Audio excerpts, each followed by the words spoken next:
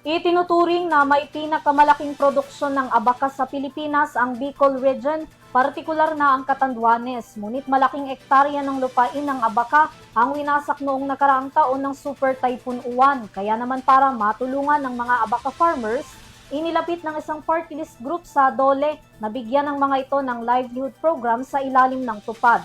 Ang kabuuan ng balita alamin sa report na ito. Sa layuning matulungang makabangon sa pananalasa ng Bagyong Uwan noong nakaraang taon ng mga magsasaka sa Bicol Region na ang pangunahing kabuhayan ay pag-aabaka, inilapit ni Deputy Majority Leader at TGP Party List Representative Jose Bong Teves Jr. sa Department of Labor and Employment o DOLE na maisama ang mga naapektuhang magsasaka sa tulong panghanap buhay sa ating disadvantaged workers o tupad program ng ahensya.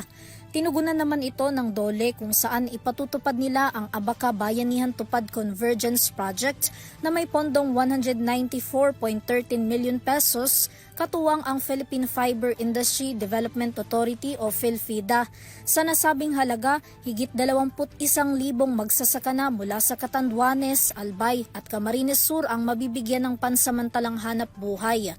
Ang bubunuin nilang araw ng pagtatrabaho ay depende sa lawak ng sakahan ng mga abaka na kanilang pagtutulungang ayusin kung saan hindi bababa sa 10,000 piso ang kikitain ng mga ito.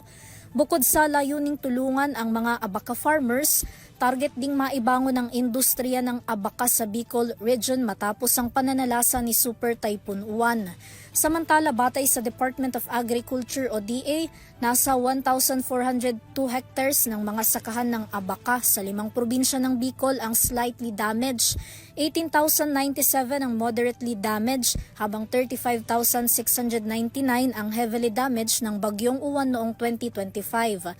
Umabot naman sa 7,492 metric tons ng fiber na nagkakahalaga ng 38 million pesos ang na-wash out ng bagyo.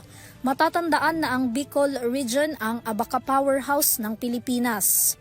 Para sa EuroTV News, Vanessa Cleofas, sumasaludo sa bawat Pilipino.